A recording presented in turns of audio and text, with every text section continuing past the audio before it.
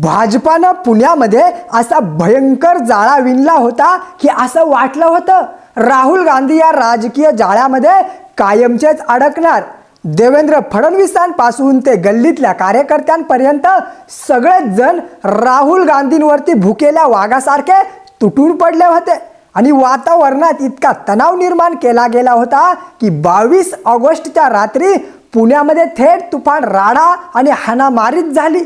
भाजपच्या या महाट्रॅपमध्ये राहुल गांधी अलगद अडकणार आणि त्यांचा राजकीय बळी जाणार असं चित्र देखील निर्माण झालं असतानाच राहुल गांधींनी अशी एक विषारी गुगली टाकली की भाजपाची संपूर्ण फिल्डिंग एका क्षणात उद्ध्वस्त झाली। पुण्यात नक्की असं काय घडलं की ज्यामुळे दिल्लीपासून ते गल्लीपर्यंतच्या राजकीय गणितांना आणि गब्बर नेत्यांना थेट शॉक बसलाय? हा व्हिडिओ तुम्ही शेवटपर्यंत बघा, तुम्हाला सगळा खेळ नक्की काय आहे ते कळेल। कारण देशाच्या राजकारणाची नवी स्टाईल इथूनच सुरुवात होते। पुण्यातल्या छात्रों की गुंज या कार्यक्रमाआधीच भाजपानं संपूर्ण शहरात असं जहरी वातावरण तापवलं होतं। जणू काय हा कार्यक्रम म्हणजेच महाराष्ट्राला लुटायला आणि पेटवायला आलेला एखादा राजकीय इव्हेंट आहे। महाराष्ट्राचे उपमुख्यमंत्री देवेंद्र फडणवीस थेट गरजले।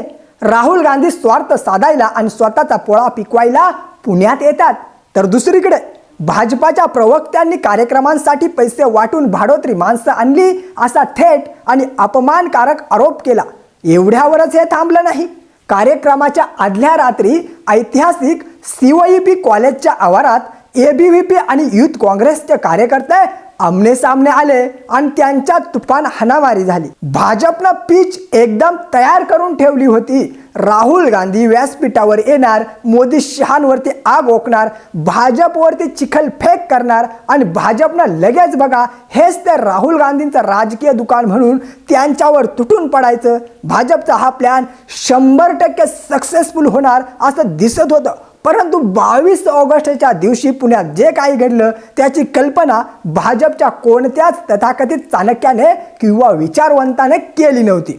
राहुल गांधी व्यासपीठावरती आले आणि त्यांनी एकदाही नरेंद्र मोदी, अमित शहा किंवा भाजपचे नाव सुद्धा उच्चारलेले नाही। त्यांनी ABVPच्या राड्यावर एक शब्द सुद्धा खर्च करून आपली थुंकी वाया घालवली नाही की फडणवीसांच्या जहरी आरोपांना उत्तर देण्याच्या भानगडीत ते पडले। राहुल गांधींनी काय केलं? त्यांनी मराठवाडा, विदर्भ, खानदेश आणि पालघर सारख्या अतिशय दुर्गम गरीब भागांतून पुण्यात स्पर्धा परीक्षांची तयारी करायला आलेल्या हॉस्टेलमध्ये राहणाऱ्या सामान्य बापांच्या मुलींना स्टेजवरती बोलावलं। माईक थेट त्या पोरींच्या हातात दिला। त्या मुलींचे पाणावलेले डोळे, त्यांचे शिक्षण, राहण्याचे प्रश्न, प्रशासनाची लाचखोरी आणि पुण्यासारख्या महागड्या शहरात जगण्यासाठी चाललेला त्यांचा हा जीवघेणा संघर्ष राहुल गांधी शांतपणे ऐकत राहिले। राजकीय चिखलफेकीच्या आणि एकमेकांना शिव्या देण्याच्या ऐवजी या कार्यक्रमाला राहुल गांधींनी थेट जागतिक दर्जाच्या टेड टॉक सारखं सुसंस्कृत आणि आक्रमक संवादात्मक स्वरूप दिलं। एका झटक्यात भाजपच्या सगळ्या आरोपांतली हवाच उडून गेली आणि त्यांचे सगळे फासे हे त्यांच्यावरती उलटे पडले। आता सर्वात मोठा प्रश्न हा उरतो की कोठा, डेहराडून, प्रयागराज फिरणारे हे राहुल गांधी महिलांच्या आणि मुलींच्या या संवेदनशील मुद्द्यासाठी महाराष्ट्रात आणि त्यातल्या त्यात पुण्यातच का बरं आले? कारण महाराष्ट्र ही छत्रपती शिवाजी महाराज, शाहू फुले आंबेडकरांची पुरोगामी आणि वैचारिक भूमी आहे। आजकाल निवडणुकीच्या तोंडावरती महिलांच्या खात्यात 1500-2000 रुपये फेकून त्यांची मते विकत घेण्याचा लाजिरवाणा पायंडा सर्वच राजकीय पक्षांनी पाडलाय। मग ती मध्य प्रदेशची लाडली बहीण असो की महाराष्ट्राची लाडकी बहीण, निवडणुका आल्या की पैशाचे आमिष दाखवून पोकळ घोषणा करायच्या आणि त्या महिलांचे मूळ प्रश्न सुरक्षा आणि शिक्षण बाजूला टाकायचं। परंतु राहुल गांधींनी पुण्याच्या भूमीवरून थेट पितृसत्ताक व्यवस्थेलाच आणि निवडणुकीच्या या राजकीय लाचखोरीलाच उघडं पाडलंय। त्यांनी तुटपुंजा पैशापेक्षा महिलांचं उच्च शिक्षण, त्यांची सुरक्षितता आणि त्यांच्या स्वाभिमानावरती थेट भाष्य केलंय। आणि हा मेसेज फक्त आता पुण्यातल्या राजकीय टवाळखोरांसाठीच नव्हता, तर हा चाबूक थेट संपूर्ण देशाच्या राजकारणावरती मारला गेलाय।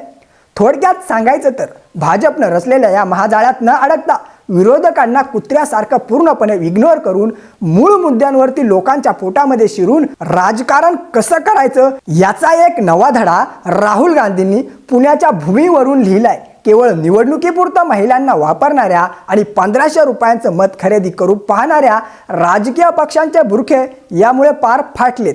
विरोधकांच्या आरोपांची हवा काढून एका शब्दाची शिवी न देता समोरच्याला चितपट करण्याची राहुल गांधींची ही नवी स्टाईल तुम्हाला कशी वाटली? यामुळे खरंच भविष्यातल्या आणि येणाऱ्या निवडणुकांच्या राजकारणाची दिशा बदलेल का? तुम्हाला काय वाटतं? तुमचं मत व्हिडिओच्या कमेंटमध्ये आम्हाला नक्की सांगा. व्हिडिओ आवडला असेल तर एक लाईक करा आणि अशाच नवनवीन व्हिडिओ पाहायला आमचं यूट्यूब चॅनल एक वेळ अवश्य सबस्क्राईब करा.